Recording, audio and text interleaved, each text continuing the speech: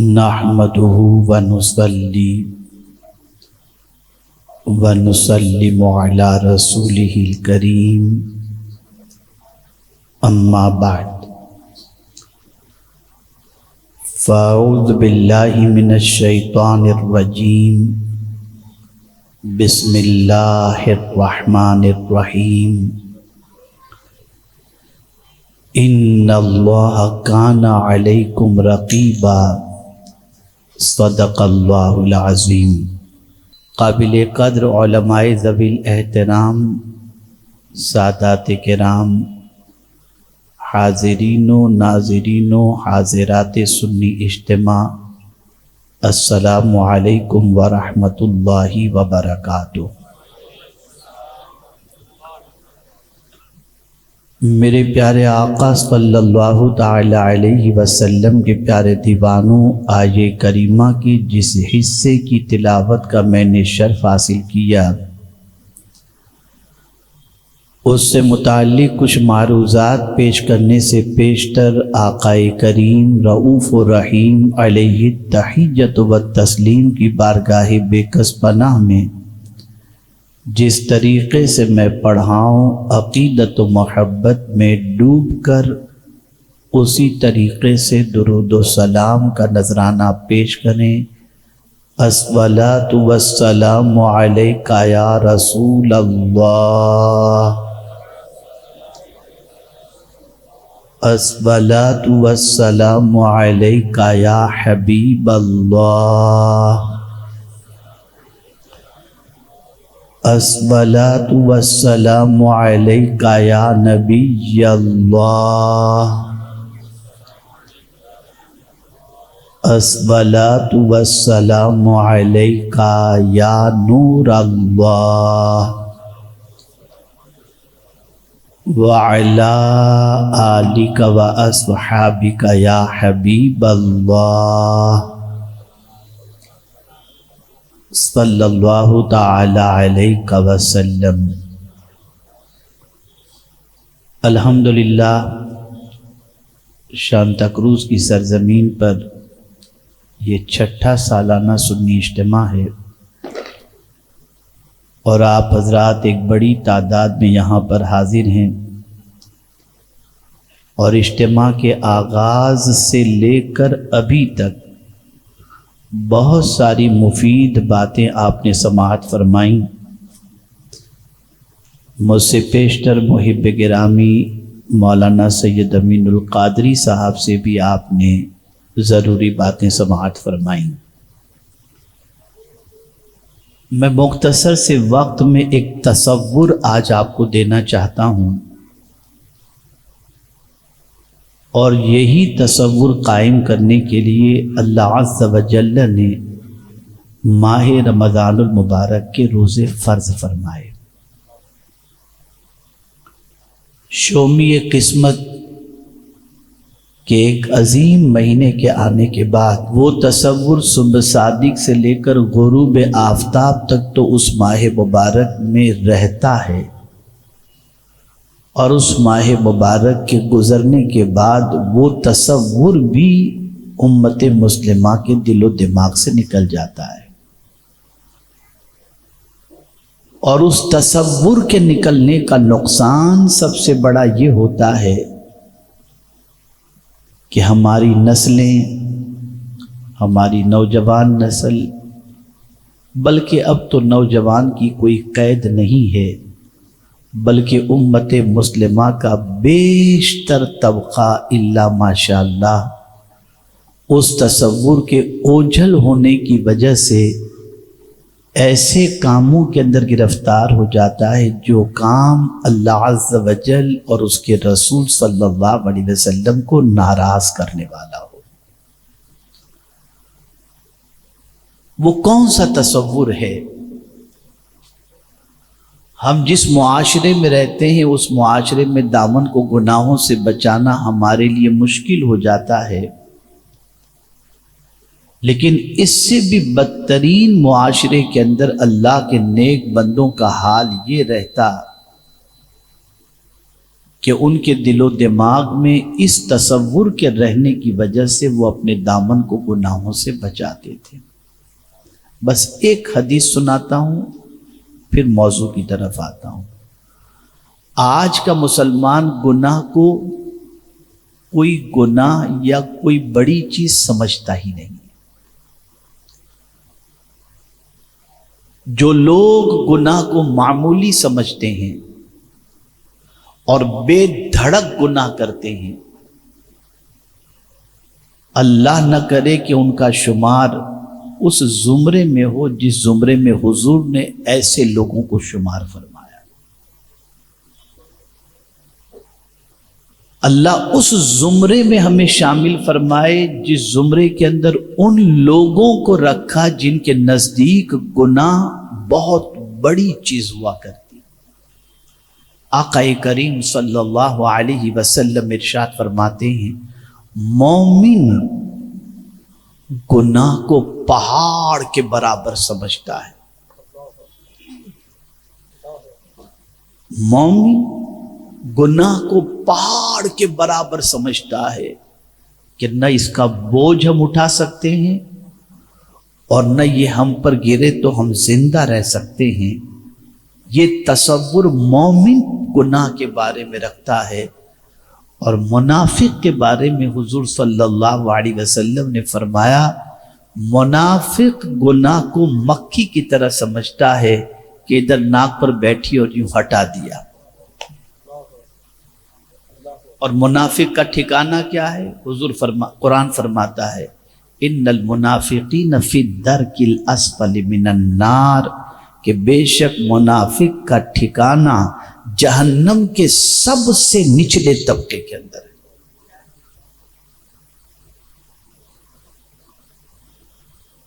میرے پیارے آقا صلی اللہ علیہ وسلم کے پیارے دیوانوں، انسان گناہ کے دلدل میں ڈوب چکا ہے، بلکہ اگر میں یہ کہوں تو غلط نہ ہوگا کہ آج کے دور کے اندر گناہ کرنا ایک ضرورت بنتا جا رہا ہے،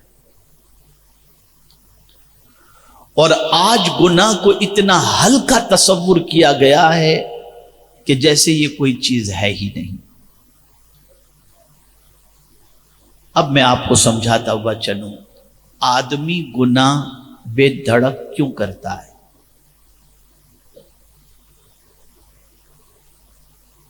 وہی مسلمان جو 11 مہینے تک بے دھڑک گناہ کرتا ہے، وہی مسلمان ماہ رمضان المبارک میں صبح صادق سے لے کر غروب آفتاب تک اللہ کی نافرمانی سے بچتا ہے۔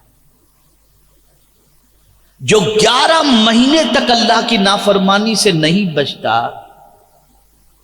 وہ ماہ رمضان المبارک میں صبح صادق سے لے کر غروب آفتاب تک اللہ کی نافرمانی سے بچتا ہے۔ کس نافرمانی سے بچتا ہے؟ اس لیے کہ قرآن نے کہا وَأَتِمُّ الصِّيَامَ إِلَى اللَّيْلِ، رات تک روزہ مکمل کرو۔ تو صبح صادق سے لے کر غروب آفتاب تک پیاس لگی ہے، ہونٹ سوکھ رہے ہیں، بھوک لگی ہے، پیٹ میں عجیب سچویشن ہے، لیکن روزے کی حالت میں چھپ کر کے بھی، توجہ چاہوں گا، چھپ کر کے بھی نہیں کھاتا، روزے کی حالت میں چھپ کر کے بھی پانی نہیں پیتا۔ یا اللہ، یہ بے دھڑک گناہ کرنے والا انسان، یہ روزے کی حالت میں پیاس لگی ہے پھر بھی چھپ کر پانی نہیں پیتا، بھوک لگی ہے پھر بھی چھپ کر کھانا نہیں کھاتا، بیوی موجود ہے پھر بھی عمل زوجیت سے اپنے آپ کو روکتا ہے۔ اے اللہ، اس کی وجہ کیا ہے؟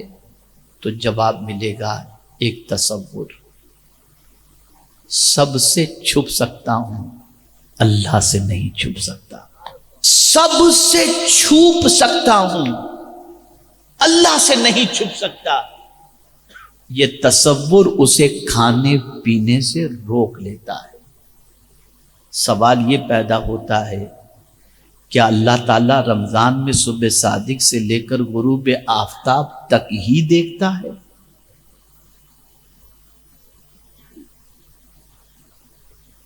بس اس تصور کو ذہن میں رکھو، وہ ہمیشہ سے دیکھتا ہے اور ہمیشہ دیکھتا رہے گا، اس سے کوئی نہیں چھپ سکتا،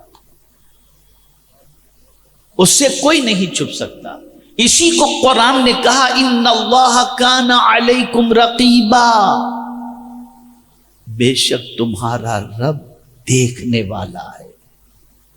کہاں جا کر گناہ کرو گے؟ کس جگہ جا کر؟ وہ لوگ جو دنیا کے انسانوں سے چھپ کر کے، دنیا کے انسانوں سے ڈر کر کے، عزت سے ڈر کر کے گناہ نہیں کرتے، قرآن نے ان کو سمجھایا یستخفون من الناس ولا یستخفون من اللہ۔ لوگوں سے تو چھپ سکتے ہو، اللہ سے نہیں چھپ سکتے، اللہ سے نہیں چھپ سکتے۔ کہاں جا کر گناہ کرو گے؟ کس جگہ جا کر کے گناہ کرو گے؟ کون سی چیز اللہ کی نظر سے اوجھل ہے؟ تو حضرت لقمان نے اپنے بیٹے کو اس کے حوالے سے فرمایا یا بنیا انہا ان تک مثقال حبۃ او خردل فتکن فی صخرۃ او فی السماوات او فی الارض یأتی بها اللہ او کما قال۔ اے میرے بیٹے، کیا باپ تھے، اللہ اکبر۔ آج کے باپ کے پاس بیٹے کو نصیحت کرنے کا ٹائم ہی نہیں ہے۔ وہ کیا باپ تھے کہ حکمت بھری باتیں اپنے بیٹے کو بتاتے تھے، اور کیسی حکمت بھری بات کہ ان کی حکمت بھری بات کو اللہ نے اپنی کتاب کے اندر جگہ عطا فرمائی۔ فرمایا میرے بیٹے، کہیں بھی کسی بھی جگہ، پہاڑ کی بلندی پر، پہاڑ کی غار میں، کہیں بھی جا کر کے تم اللہ عز و جل کے ارشاد کے خلاف کام کرو یا کچھ بھی کرو، اللہ عز و جل سب تمہارے سامنے پیش کر دے گا، سب سامنے حاضر ہوگا۔ ارے بھائی، اعمال تو چھوڑیے، یہ دل کی جو بات ہے نا، دل کے اندر جو چھپا ہوا ہے جسے کوئی نہیں دیکھتا، قرآن کہتا ہے یومئذ یصدر الناس اشتاتا لیروا اعمالهم۔ اب ذرا سوچو، کیا صرف قرآن شریف پڑھ لینا یا قرآن شریف کو سینے سے لگا لینا یا قرآن شریف کو چوم لینا یا قرآن شریف کو دیکھنا، کیا اسی لیے قرآن نازل ہوا؟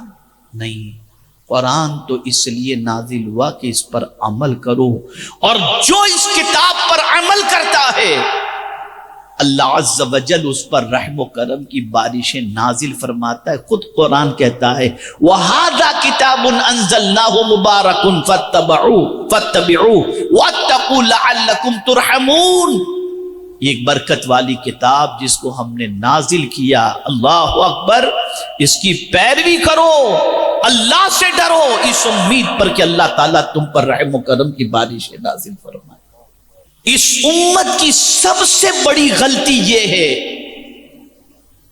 کہ سب سے یہ امت ڈرتی ہے، رب سے نہیں ڈرتی۔ کہاں چھپ سکیں گے ہم؟ گناہ کرنے کے لیے ماں باپ سے چھپ سکتے ہو، رشتہ دار سے چھپ سکتے ہو، دوست سے چھپ سکتے ہو، احباب سے چھپ سکتے ہو، بزرگوں سے چھپ سکتے ہو، سوسائٹی سے چھپ سکتے ہو، اللہ سے کہاں چھپو گے؟ بلکہ اللہ نے فرمایا ان اللہ لا یخفی علیہ شیء فی الارض ولا فی السماء، جو چیز بھی زمین و آسمان میں ہے کوئی چیز بھی اللہ سے چھپی ہوئی نہیں۔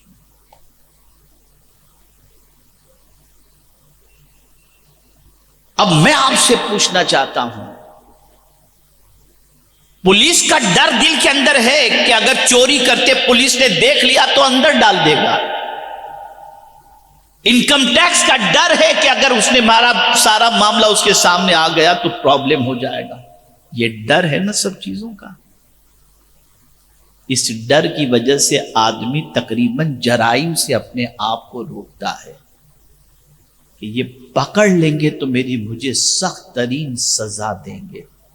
میں آپ سے پوچھنا چاہتا ہوں، کیا کسی کی پکڑ بھی اللہ کی پکڑ سے بڑی ہے؟ ہے کسی کی پکڑ اللہ کی پکڑ سے بڑی؟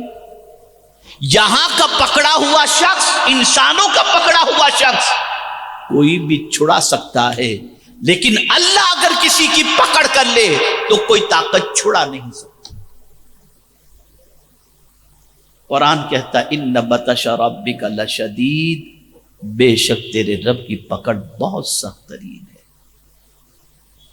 اے رسول اعظم صلی اللہ تعالی علیہ وسلم کے پیارے دیوانوں، کہیں بھی ہم رہیں، کسی بھی جگہ پہ رہیں، کسی بھی تنہائی میں رہیں، کسی بھی مجمع میں رہیں، کسی بھی غار میں رہیں، کسی بھی ہل اسٹیشن پر رہیں، کسی بھی ملک میں رہیں، جو کچھ بھی ہم کرتے ہیں اس سے اللہ بے خبر نہیں۔ واللہ بما تعملون خبیر، جو کچھ تم کرتے ہو اللہ خبیر ہے، جاننے والا ہے،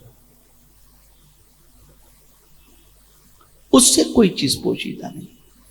مسلمانوں، حیرت کی بات ہے، زندگی خدا دیتا ہے، رزق خدا دیتا ہے، آنکھوں میں دیکھنے کی طاقت خدا دیتا ہے، سننے کی قوت خدا دے رہا ہے، بولنے کی طاقت خدا دے رہا ہے، چلنے کی طاقت خدا دے رہا ہے۔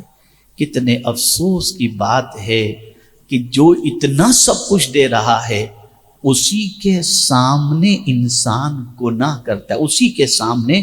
اس کو قرآن نے مینشن کیا، بلیل انسان لیفجر امامہ، بلکہ انسان اسی کے سامنے گناہ کرتا ہے۔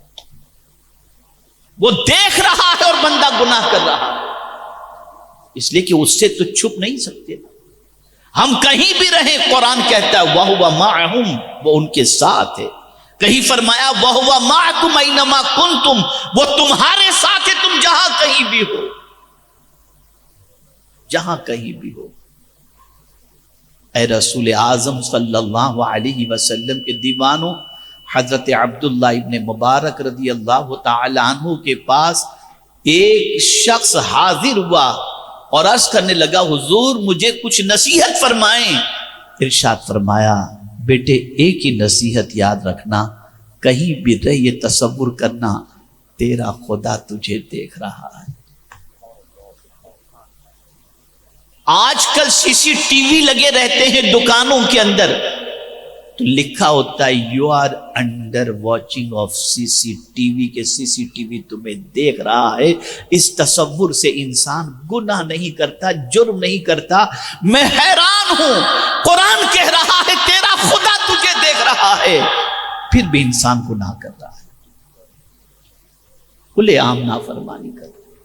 جن جن گناہوں سے اس نے روکا، آج کا مسلمان کھلے عام وہ گناہ کر رہا ہے، مرد ہو یا عورت، کوئی جھجک نہیں، کوئی ڈر نہیں۔ اتنی بے باکی، اتنی بے خوفی۔ لیکن اگر کوئی نوجوان ایسا بھی ہے جس کو گناہ کا چانس ملا، کر سکتا ہے وہ گناہ، لیکن نہیں کیا، بچ گیا، ڈر گیا، کیا اس کو کوئی معمولی ثواب ملے گا؟ نہیں۔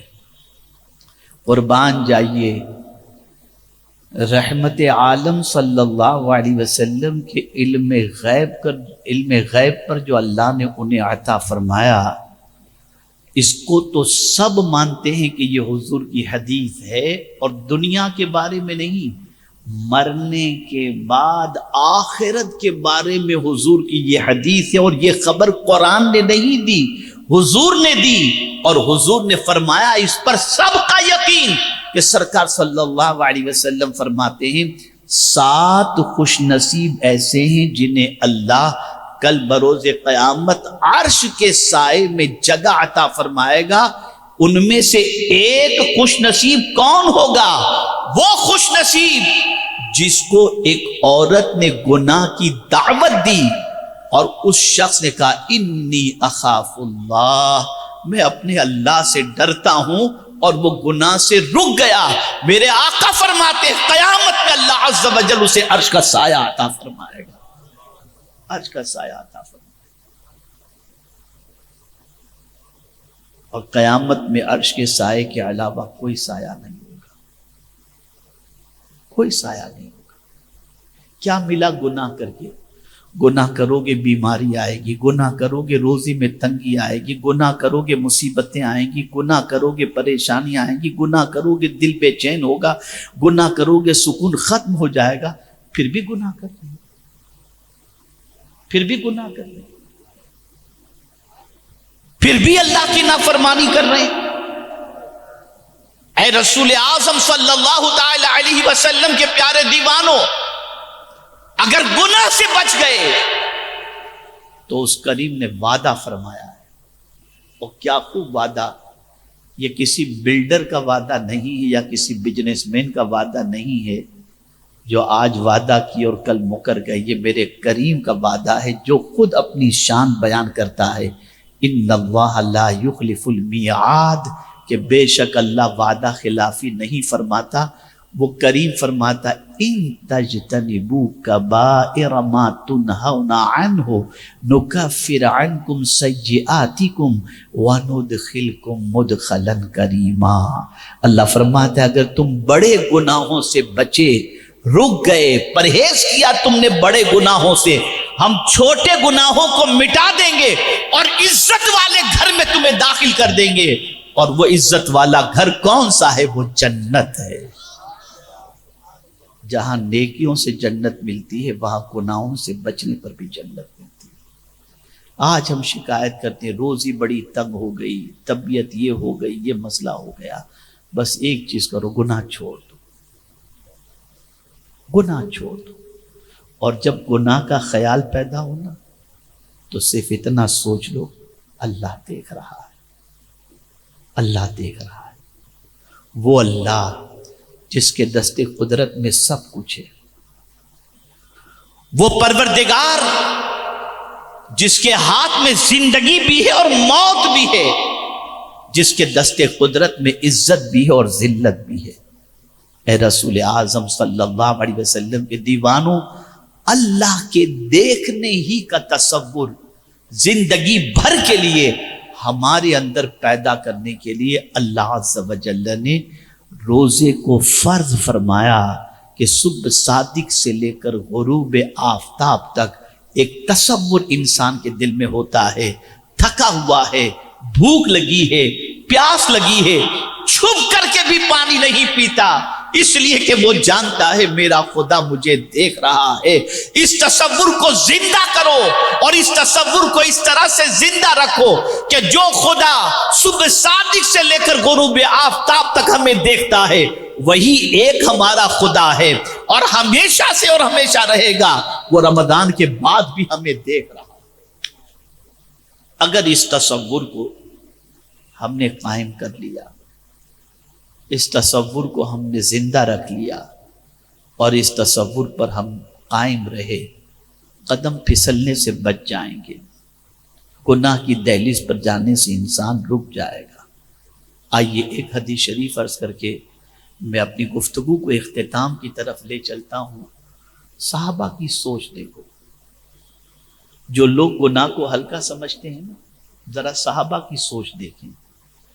ایک صحابی رسول اعظم صلی اللہ علیہ وسلم کی بارگاہ میں حاضر آئے، عرض کرنے لگے یا رسول اللہ صلی اللہ تعالی علیہ وسلم، مجھ سے گناہ سرزد ہو گیا، کیا میں توبہ کروں تو میرا مولا مجھے معاف فرما دے گا؟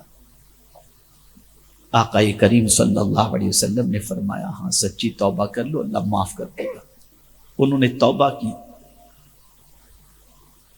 آقا کریم صلی اللہ علیہ وسلم کی بارگاہ میں توبہ کے بعد انہوں نے سوال کیا، یا رسول اللہ صلی اللہ تعالی علیہ وسلم،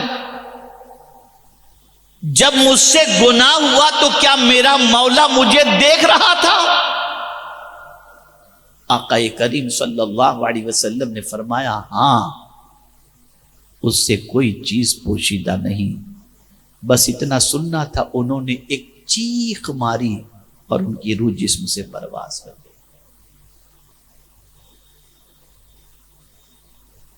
وہ لوگ جن سے چھوٹا گناہ بھی بظاہر سرزد ہو جائے تو ان کی راتوں کی نیند اڑ جاتی تھی، آج پہاڑ جیسے بڑے بڑے گناہ کر کے مسلمان ایک دم مطمئن اور فریش ہو کر کے گھومتا ہے، اسے کوئی احساس ہی نہیں کہ اس نے کوئی غلطی کی۔ جب کسی قوم کا مزاج ایسا بن جائے اس قوم کو پھر اللہ عزت نہیں دیتا۔ اب آئیے سرکار صلی اللہ علیہ وسلم کی بارگاہ میں حضرت ابو امامہ رضی اللہ تعالیٰ عنہ نے ایک سوال پوچھا، اس سوال کے جواب میں ہم خود اپنے ایمان کا جائزہ لے لیں اور سوچیں کہ ہم کیسے مومن ہیں۔ حضرت ابو امامہ رضی اللہ تعالیٰ عنہ نے حضور صلی اللہ علیہ وسلم سے دریافت کیا، مل ایمان یا رسول اللہ صلی اللہ تعالی علیہ وسلم، اے اللہ کے رسول صلی اللہ علیہ وسلم ایمان کیا ہے؟ تو آقا کریم صلی اللہ علیہ وسلم نے فرمایا، اس حدیث کو زندگی بھر یاد رکھنا، زندگی بھر۔ آقا کریم صلی اللہ علیہ وسلم نے فرمایا، اذا سرت کا حسنتک وساعت کا سیئتک فانت مؤمن، جب تیری نیکی تجھے خوش کر دے اور تیرا گناہ تجھے بے چین کر دے بس تم مومن ہے۔ نیکی کر کے خوش ہو جا، اور اللہ نہ کرے کبھی گناہ ہو جائے تو تیری طبیعت بے چین ہو جائے، مجھ سے غلطی ہوئی کیسے، میں اپنے رب کو کیسے منہ دکھاؤں گا، بے چینی پیدا ہو جائے گناہ کرنے کے بعد، تو میرے سرکار صلی اللہ علیہ وسلم فرماتے ہیں تو مومن ہے۔ میں پوچھنا چاہتا ہوں کتنے لوگ ہیں جو گناہ کرنے کے بعد بے چین ہوتے ہیں؟ کتنے لوگ؟ آج ہماری نوجوان نسل تباہ ہو رہی ہے، برباد ہو رہی ہے۔ یہ مسلم اکثریتی علاقہ ہے، ذرا اپنے نوجوانوں کا جائزہ لیجئے، اپنے بھائیوں کا جائزہ لیجئے۔ ایک بڑی تعداد کے اندر نوجوانوں کی حاضری یہاں پر ہے۔ میں اپنے نوجوان بچوں سے، بھائیوں سے گزارش کروں گا، گناہ کر کے کوئی فائدہ نہیں، توبہ کر لو، اللہ سے معافی مانگ لو، اور میرا کریم بہت معاف کرنے والا ہے، اور نوجوان توبہ کرنے والے سے تو اللہ محبت کرتا ہے۔ اگر کوئی جوان توبہ کرتا ہے تو اللہ اس توبہ کرنے والے سے محبت کرتا ہے۔ اللہ کے ہو جاؤ، اس کے رسول صلی اللہ علیہ وسلم کے ہو جاؤ۔ آپ ذرا سوچو، ہم رات بھر گناہ کریں اور حضور صلی اللہ علیہ وسلم رات بھر ہمارے لیے رو رو کر دعائیں کریں، پھر بھی ہم گناہ چھوڑنے کو تیار نہیں۔ کتنے افسوس کی بات ہوگی۔ اپنی پہچان بناؤ، نیکی اپنی پہچان بناؤ، گناہ سے رشتہ توڑو، نیکیوں سے رشتہ جوڑو، اور قرآن کی یہ آیت کو پیش نظر رکھو، ان اللہ کان علیکم رقیبا، کہیں بھی ہم ہوں گے اللہ ہمیں دیکھ رہا ہے۔ اور ایک اور آیت، ان ربک لبالمرصاد، اس کے بارے میں جو ہے مفسرین فرماتے ہیں جیسے آدمی نشانہ لگانے کے لیے ایک دم تاک کر کے جو ہے کسی شکار کو دیکھتا ہے، ایسے ہی بندہ جہاں کہیں بھی ہو اللہ اپنے بندے کو اسی طریقے سے دیکھ رہا ہے۔ کہاں چھپیں گے ہم؟ کہاں چھپیں گے؟ میرے بھائیوں، میری بچیوں، اس تصور کو دماغ میں بٹھا لو، ہمارا مولا ہمیں دیکھ رہا ہے، مولا دیکھ رہا ہے۔ لوگوں کے خوف سے گناہ سے بچتے ہو، اللہ کے خوف سے گناہ سے بچو۔ اگر اس کے خوف سے گناہ سے بچ گئے تو اللہ اکبر، عبادت کر کے ایک جنت ملے گی، اور اس سے ڈر کر گناہوں سے بچ جانے پر 2 جنتیں وہ عطا فرمائے گا۔ وَلِمَنْ خَافَ مَقَامَ رَبِّهِ جنتان۔ میرے پیارے آقا صلی اللہ علیہ وسلم کے پیارے دیوانوں، یہ سنی دعوت اسلامی کے سنی اجتماع مزاج بدلنے کے لیے منعقد کیے جاتے ہیں، تاکہ وہ تعلق جو اللہ اور اس کے رسول سے کمزور ہو چکا، اس تعلق کو پھر سے مضبوط کرایا جائے، اور اللہ عز و جل کے فرمان اور اس کے رسول صلی اللہ علیہ وسلم کے فرمان کی طرف رغبت دلائی جائے۔ خبردار، اب میری بات غور سے سنیے گا، کوئی بھی ماہ رمضان کا احترام کیے بغیر نہ رہے۔ ہمارے ساتھی ماہ رمضان میں بیڈمنٹن نکالتے ہیں، ماہ رمضان میں کیرم نکالتے ہیں، ماہ رمضان میں کرکٹ نکالتے ہیں، العیاذ باللہ۔ جو عبادت کا مہینہ ہے اسے لغو و لعب میں، اور کچھ ایسے بھی لوگ ہیں جو ہیروؤں کی افطار پارٹی، سیاسی لوگوں کی افطار پارٹی، معاذ اللہ من ذالک، اس کو بھی کھیل اور تماشا بنا دیا۔ روزے دار کو افطار کرانا ثواب ہے، لیکن یہ کیا ہے؟ یہ سب یہ تماشا کیا ہے؟ ہم ہر چیز کے اندر انجوائے اور انٹرٹینمنٹ ڈھونڈتے ہیں۔ کیا ہو گیا ہے ہمیں؟ کیا ہو گیا ہے ہمیں؟ اب یہ آیت پیش نظر رکھیں وہ لوگ جو ماہ رمضان کا احترام نہیں کرتے۔ قرآن فرماتا ہے وَلَئِن كَفَرْتُمْ إِنَّ عَذَابِي لَشَدِيدٌ، جو میری ناشکری کرے گا، میری نعمتوں کی ناقدری کرے گا، بے شک میرا عذاب سخت ترین ہے، سخت ترین اس کا عذاب۔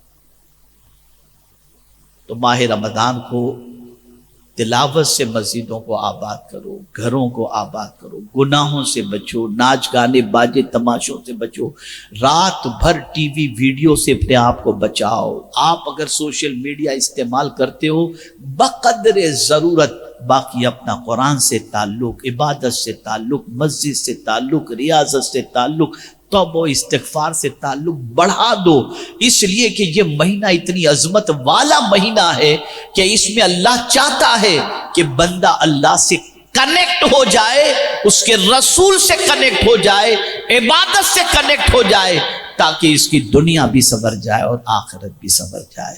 میں امید کرتا ہوں کہ ان چند کلمات خیر کو آپ عملی جامہ پہنائیں گے انشاءاللہ، اور جو کچھ میں نے کہا اللہ اس پر سب سے پہلے مجھے عمل کی توفیق عطا فرمائے، اور ساتھ میں آپ سب کو، یہاں کے نوجوان، یہاں کی جو مسلم جماعت ہے جنہوں نے اس اجتماع کی آرگنائز کے اندر سپورٹ کیا ہے اور ساتھ مل کر رہے ہیں، میں ان سے گزارش کروں گا اپنے محلوں کا بھرپور جائزہ لیں۔ کہیں بھی کوئی بچہ رمضان میں بیڈمنٹن کھیلتا ہوا، کیرم، کرکٹ، یہ کوئی چیز نہ کرے، سب کو سمجھائیں، پیار محبت سے سمجھائیں۔ اگر آپ کے سمجھانے پر ایک بھی ان خرافات سے بچ گیا، اس کا اجر اللہ عز و جل آپ کو دونوں جہاں میں عطا فرمائے گا۔ وما علینا الا البلاغ المبین۔ السلام علیکم ورحمۃ اللہ وبرکاتہ۔